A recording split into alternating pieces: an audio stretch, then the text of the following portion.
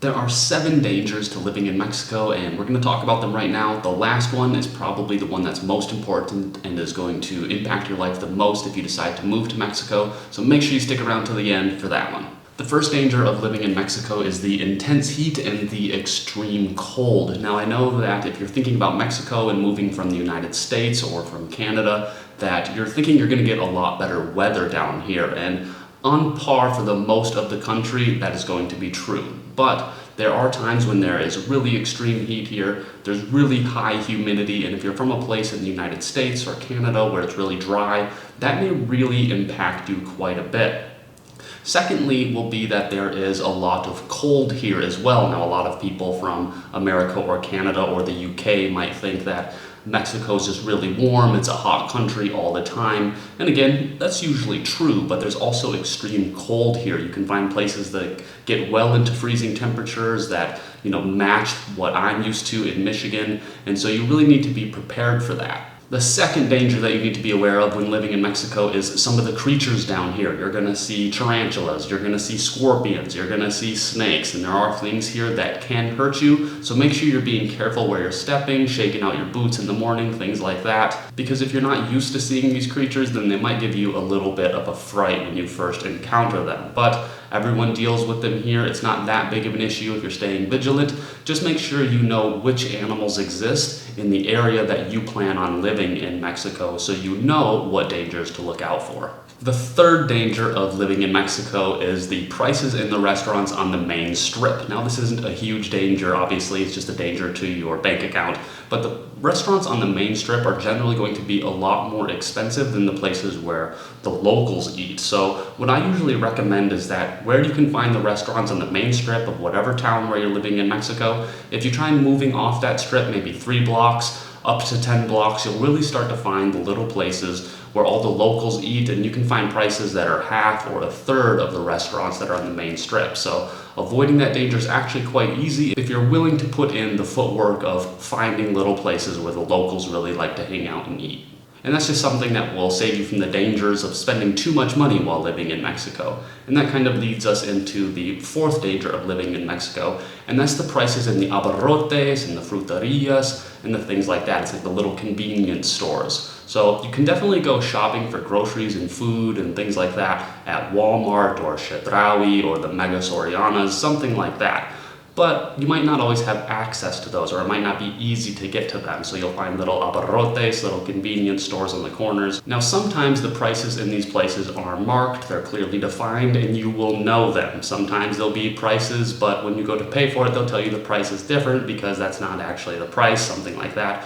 Or sometimes the price isn't listed and they'll just make up a price on the spot because they can tell that you are not Mexican. So a good idea to avoid that danger of falling into the tourist tax, as a lot of people call it, is that you can ask them directly, how much does this cost, what does this cost, before you actually set it on the table and make it known that you're going to buy it. There's usually a lot of abarrotes, a lot of convenience stores within the same area. So if you are showing them that you're looking for the price and you want to know what it is, and you're willing to put it down if the price is too high, if they're trying to tourist tax you, then you can just walk out and not have to worry about it.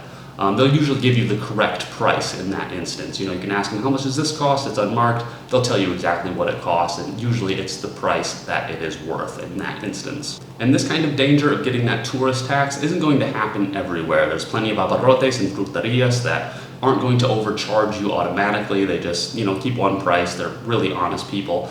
But even though my Spanish is pretty good, I can still walk into stores like this and, I can see the owner or the person behind the counter kind of looking at me 2 or 3 times, guessing if I'm a local or not. And then if they think I'm not, then they'll, upcharge it a little bit, something like that. So it does happen even if your Spanish skills are pretty good, but it's a danger that can be easily avoided because there's so many abarrotes, there's so many fruterias. You can try out all the different ones until you find a place that really treats you well and treats you like you're actually living in Mexico and not just a tourist there to be taxed. The fifth danger of living in Mexico can actually put you in physical risk in some instances, and that's just walking down the sidewalk. But seriously, there are some dangers of walking down the sidewalk in Mexico. The first danger of walking down the sidewalk in Mexico is that you're going to see a lot of dog poop everywhere. And if you're not paying attention, you are going to step on it and it's going to be really, really gross. Next is that the infrastructure for power lines and things like that is not up to the same code that you'll find in Western countries. So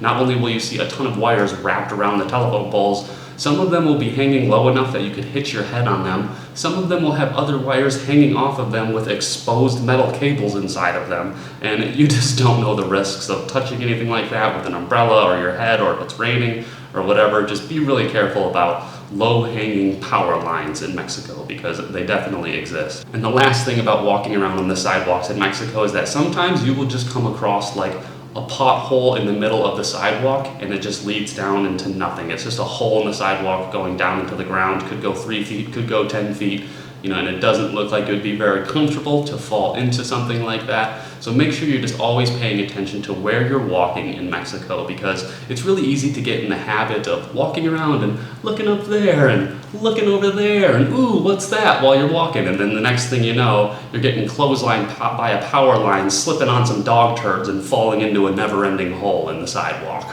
The sixth danger of living in Mexico is actually a danger of you, and that's your own language skills, because you might not be very good at Spanish, and if you're not, then that's going to make you really stick out in the society. There's a ton of places where you can live in Mexico where there's a lot of English speakers and you can get by just fine, but there are way more places in Mexico where nobody's speaking English, so you really need to pick up on those Spanish skills if you really want to live in Mexico full time and live outside of some of the main tourist areas. And being stuck with just your native language and not knowing any Spanish while living in Mexico is going to hurt you financially, and that's because you're going to be stuck only being able to rent from people who speak English. You won't be able to haggle in Spanish. You won't be able to ride around and find signs that say this apartment is for rent, this house is for rent, and then you have to call the number and talk to the person in Spanish. It's just going to be impossible. So you're missing out on a lot of financial opportunities by not knowing Spanish living in Mexico. That being said, you can still find some pretty good deals if you get lucky, or if you use WhatsApp. Maybe you can use a translator. It'll be a little bit easier that way. But your own language skills are going to be your biggest threat in Mexico. Learn Spanish as quickly as you can if you don't know any of it. It's not necessarily easy, but after a few years, even if you're just practicing a little bit, I guarantee that your Spanish skills will improve. I didn't start learning until I was in my mid-20s. Now I'm in my mid-30s, and my Spanish is actually pretty good. I get a lot of compliments from the locals. They say my accent is really clear and that they can understand me.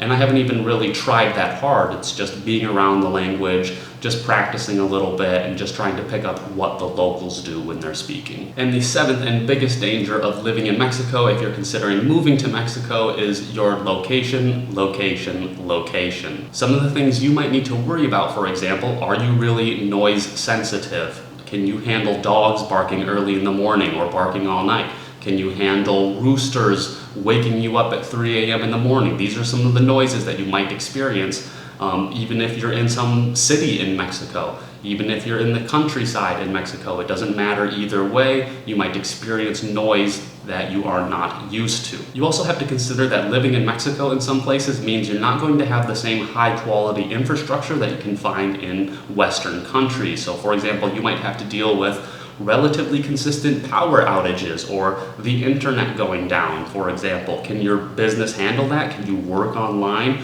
without power every single day or without a consistent internet connection? It's something you really need to consider, because I've made that mistake of living in Mexico in the wrong location, and it really hurt my business. But there's still a lot of expats who live in the big places like Puerto Vallarta, Mexico City, Merida, San Miguel de Allende, and a lot of these places have really quality infrastructure, so you don't have to worry about those kind of dangers of living in Mexico. Lastly, when it comes to the dangers of your location while living in Mexico, is what is transportation like in the area? Now, there are plenty of places where you can live, and you can easily live there just walking around or bicycling through the town, and you wouldn't ever have to use a taxi or a moto taxi or anything like that.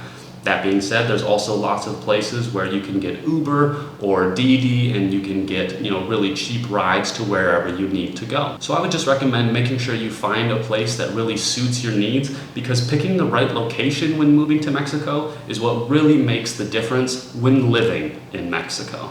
So if you want to know more about living in Mexico, you can click this video to move there on a budget. You can click this one to see some things I really enjoyed about living in Mexico. You can click this one to see some things I didn't really enjoy about living in Mexico. And YouTube thinks that you will like this video right here. Hope to see you in another one. Don't forget to subscribe, click that like button, and I'll see you in another video.